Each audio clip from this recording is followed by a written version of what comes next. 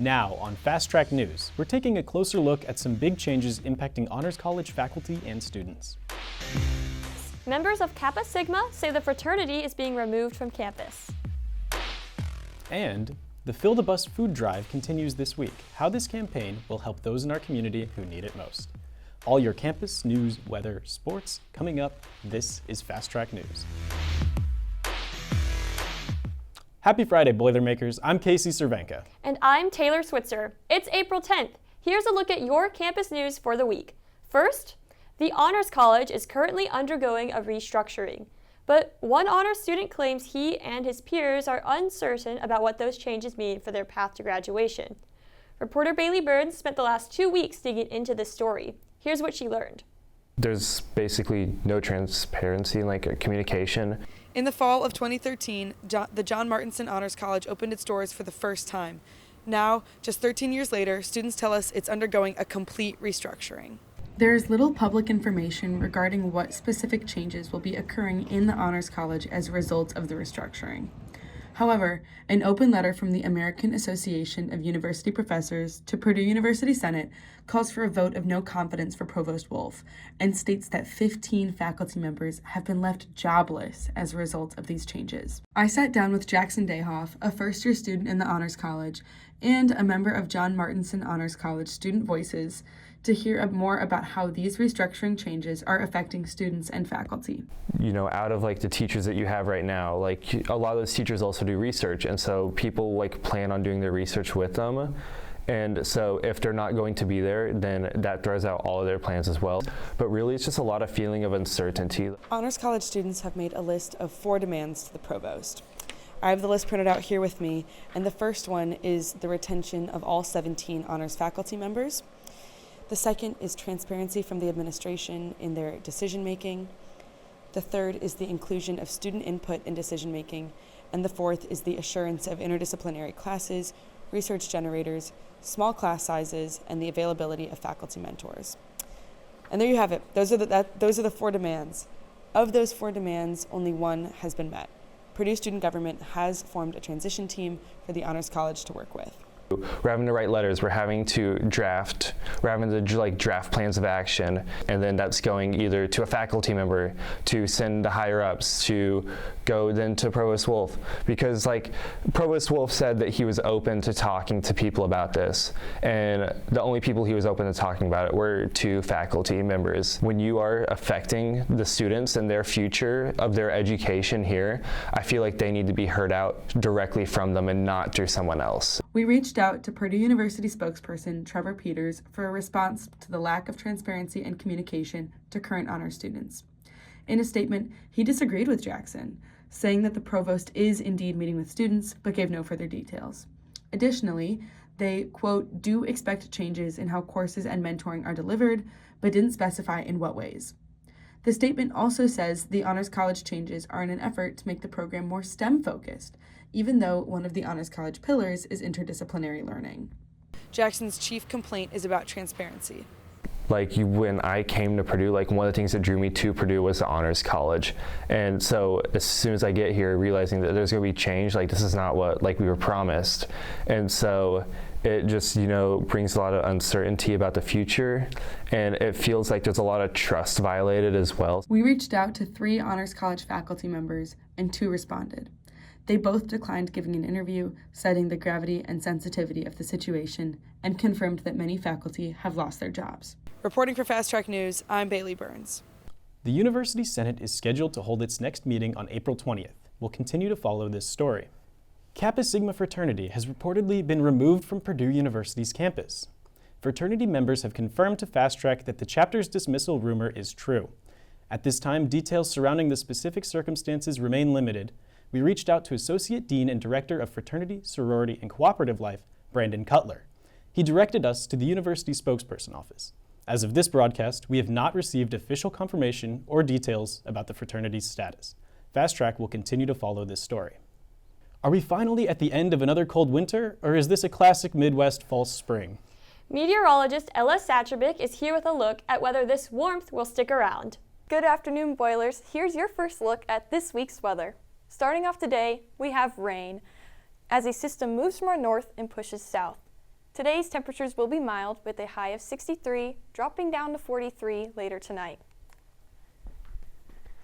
The good news is that this rain won't be around for too long. We're expecting this system to taper off by 8 p.m. tonight. Temperatures today will hover around 60 degrees, peaking at 2 p.m. with a temperature of 61, before gradually decreasing down to 50 degrees by 8 p.m. tonight.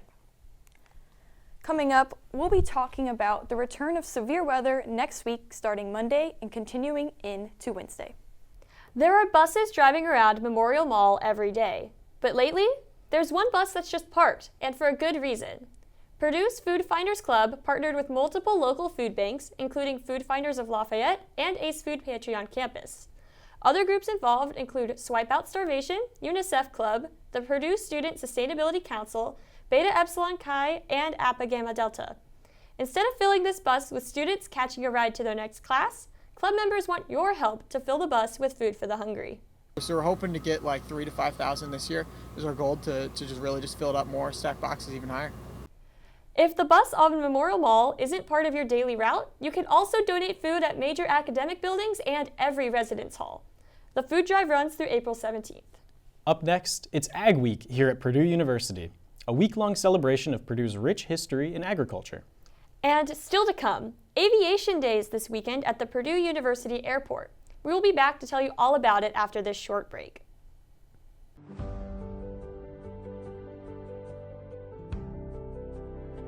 If I could describe Boilers Go to DC in one word, I would say insightful. I've done a couple internships in DC, but this experience was different and opened my eyes into what other aspects of DC has to offer in networking and relationships as well. If I could describe BGDC in one word, I would say eye-opening. I've been to DC a couple times before, but I have had nowhere close to an experience as immersive or as informative as the BGDC experience. If you're interested in politics and you want to get into working in government, this is a good experience for you. It was something I initially myself really wanted to do, but I know there were a lot of people that might be on more of the fence about it. And I truly think BGDC was worth every penny, every time I did a reflection. Absolutely worth it. If I can describe BGDC in one word, it's life-changing.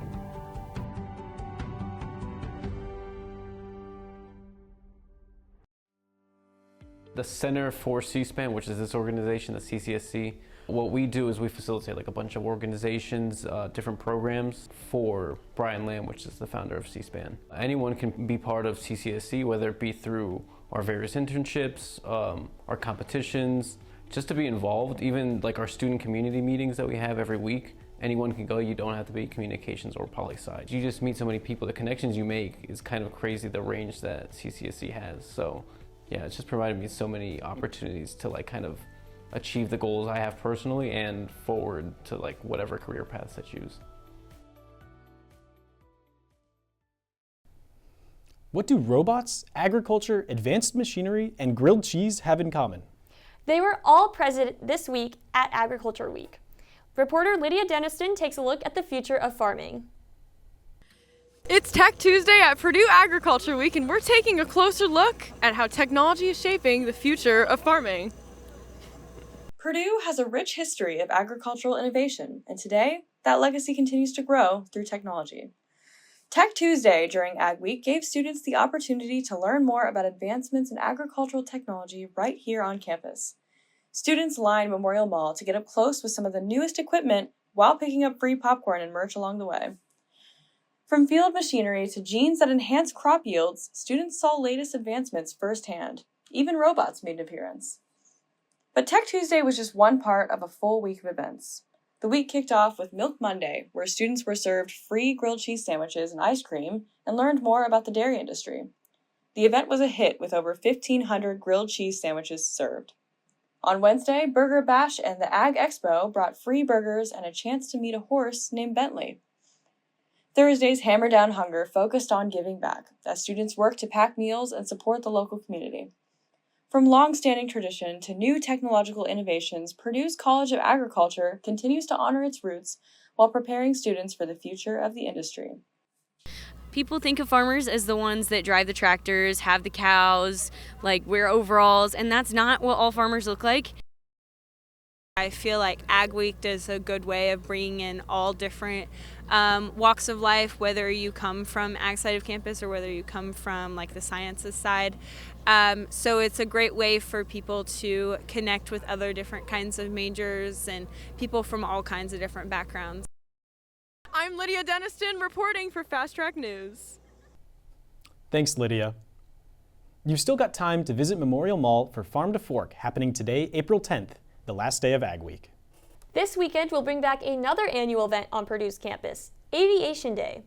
Happening Saturday from 9 a.m. to 4 p.m. at the Purdue University Airport, Aviation Day has many activities. This free event includes speakers from different careers in aviation, planes displayed for people to see, a career expo, and even food trucks. Free parking can be found in the north, east, and south lots off of US 231. You may see people flying in for the event, so keep your eyes on the skies. Look up Purdue Aviation Day on social media or a web browser for even more information. Campus might be a little more busy than we're used to this weekend. That's because BoilerCon is taking place in the Purdue Memorial Union and the Stewart Center. BoilerCon, Purdue's very own version of Comic-Con, is happening tomorrow, April 11th. The event features vendors, speakers, cosplay contests, and other activities brought to campus by the Purdue Student Union Board each spring.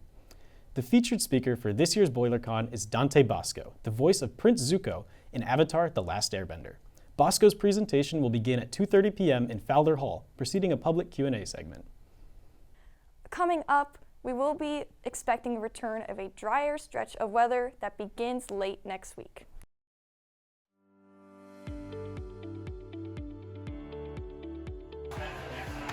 Are you looking for a new hobby? Or you want to have a fun evening with your friends?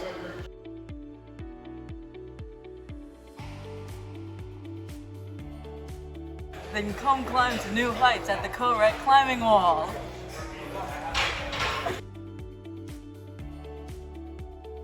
Hola from Spain. G'day, mates. Buenos dias. Bonjour. Hello from South Korea. I'm studying abroad in Valencia, Spain this semester. I'm studying abroad in Sydney, Australia. I'm studying abroad in Madrid, Spain. Studying at Seoul National University. At Issei Super in Toulouse, France. And I'm really getting to enjoy meeting all the new people and the culture. How different it is from Purdue University. It is an absolutely fantastic experience. I'm living my best life.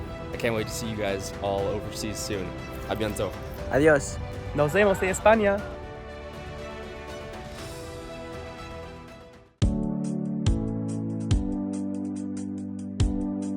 We have our meetings where people can come in, write, draw on cards. We send them over to specific hospitals.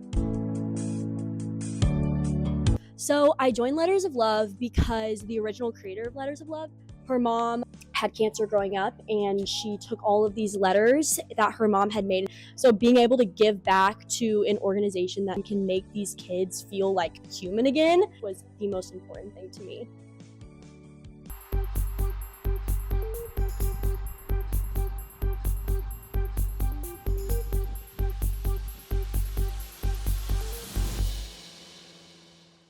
Welcome back, and if you're just now joining us, here are our weather headlines for this week. Thank goodness it's finally getting warm. This weekend is going to bring near record high temperatures and sunny skies. However, next week will take a turn towards active as rain and thunderstorms are possible Monday through Wednesday. But even with all this active weather, we will see above normal temperatures continuing into next week. Here's your pinpoint forecast for tomorrow, April 11th. We'll start off today pretty chilly with a temperature of 43 that climbs to 61 by 2 p.m. and reaching our high of 65 by 5 p.m. The skies will be mostly sunny, however, clouds will move in later that night and eventually cover the sky by that night.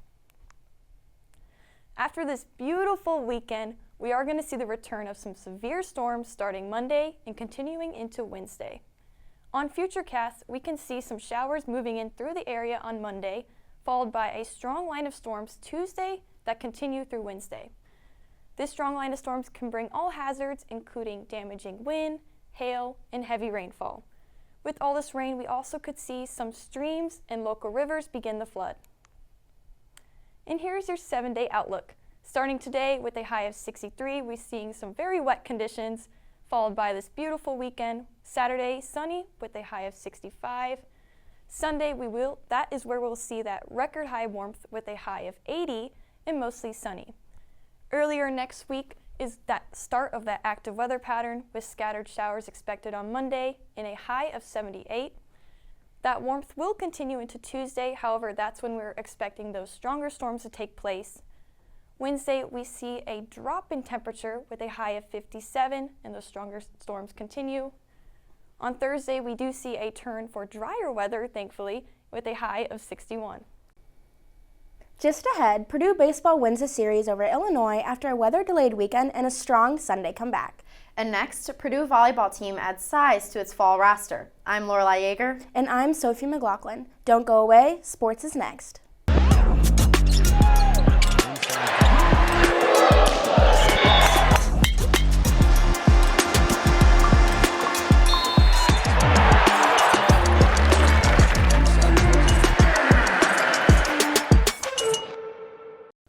The Purdue baseball team won 2 of 3 against Illinois over the weekend at Alexander Field.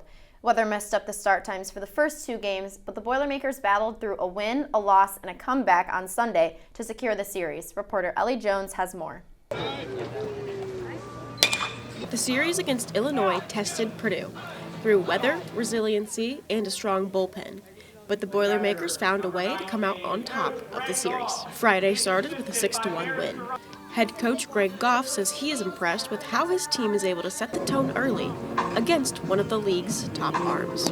You know, I'm just really pleased with how our guys showed up today. To me, you know, their pitcher today is one of the best in the league, and for us to be able to score that many runs and play really good defense behind Cole today was just outstanding. So just really pleased with how we performed today in that regard. Saturday was a different story, with Purdue starter Zach Erdman remaining solid through 5 innings, allowing just 2 runs, and senior Sam Flores providing a bases-loaded single, extending his hit streak. Illinois answered in the 6th inning, sending 10 men to the plate.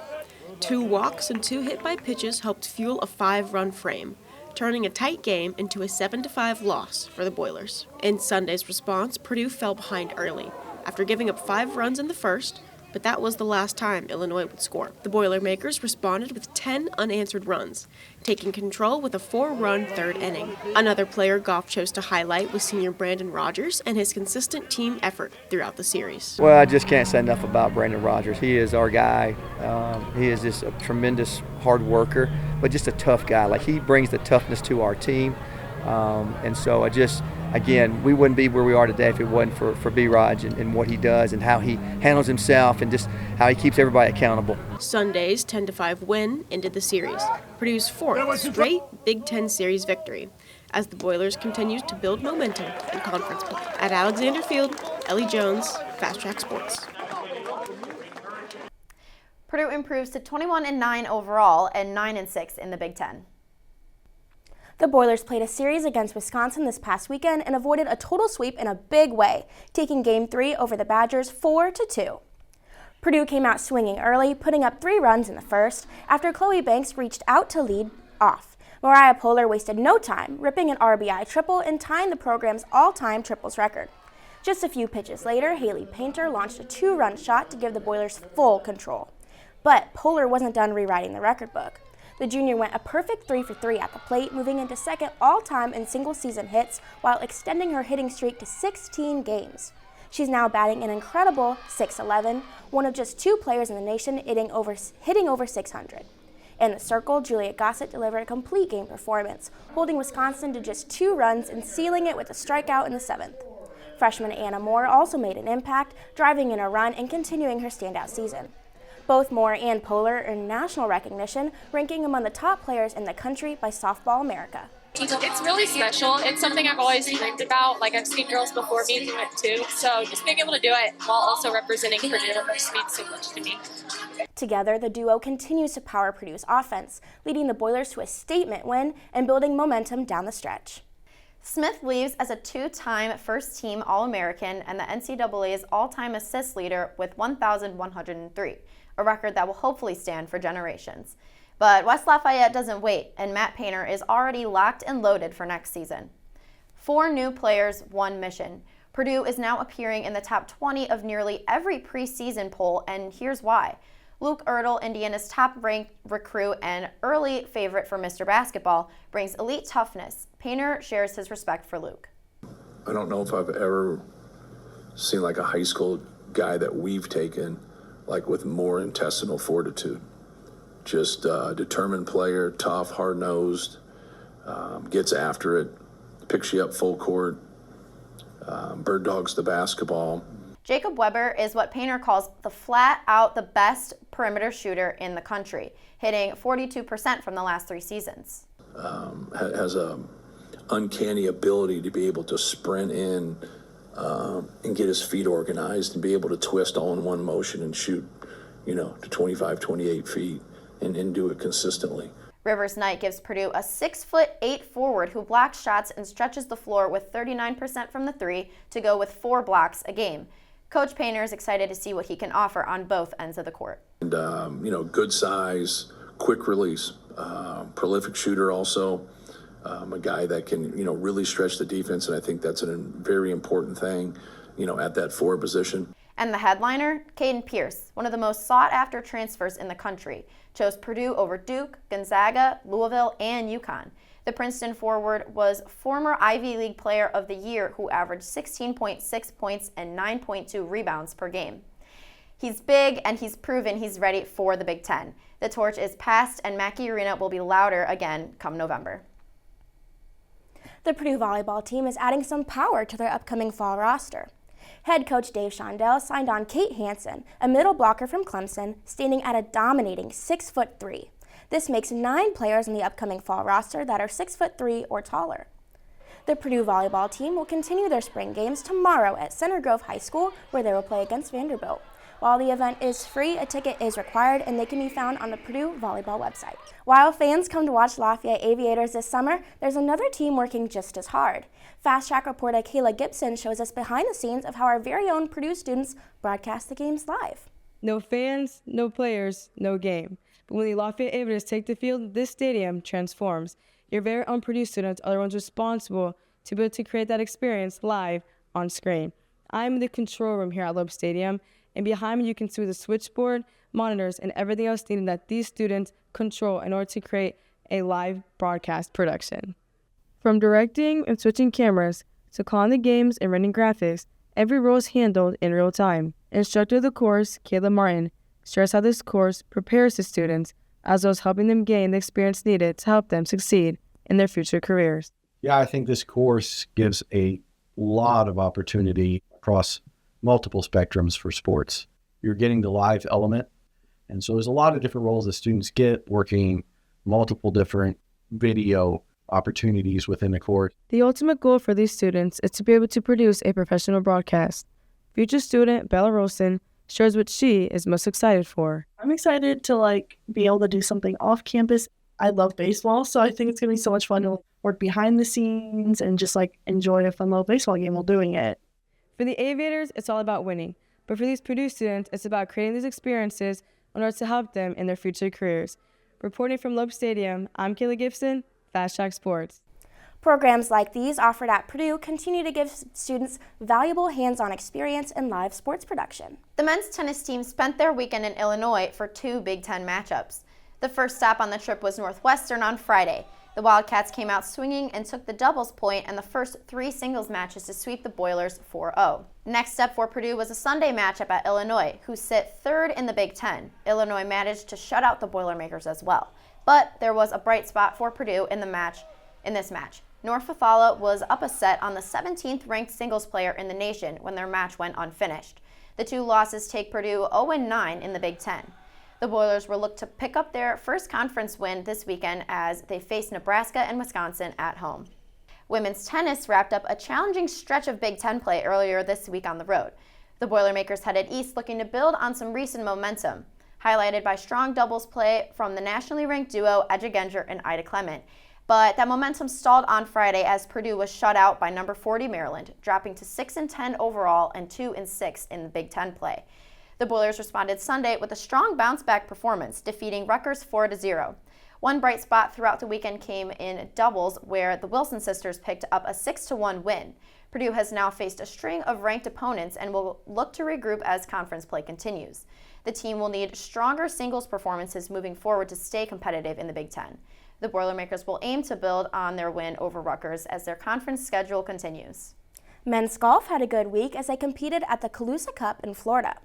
The Boilermakers had a tough challenge in front of them as they fought against 8 other teams, including number 2 Virginia and number 3 Florida, not to mention the fact that Calusa Pines is one of the most difficult golf courses in the state of Florida.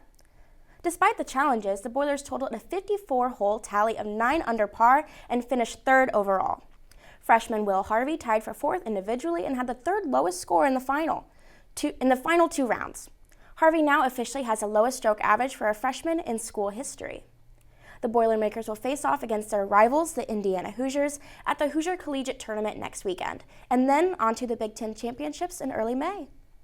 Purdue Club Cycling is making history this season. Alyssa Sarkisov winning the Women's National Cyclocross Championship, marking the program's first national title in modern collegiate club history. It's a huge accomplishment for Alyssa and a major milestone for the growing Purdue cycling program on the national stage. Just an incredible moment for Purdue cycling.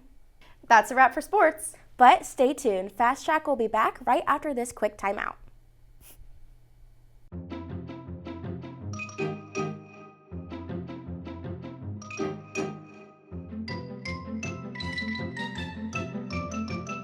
This club is unique, it's fun, it's active.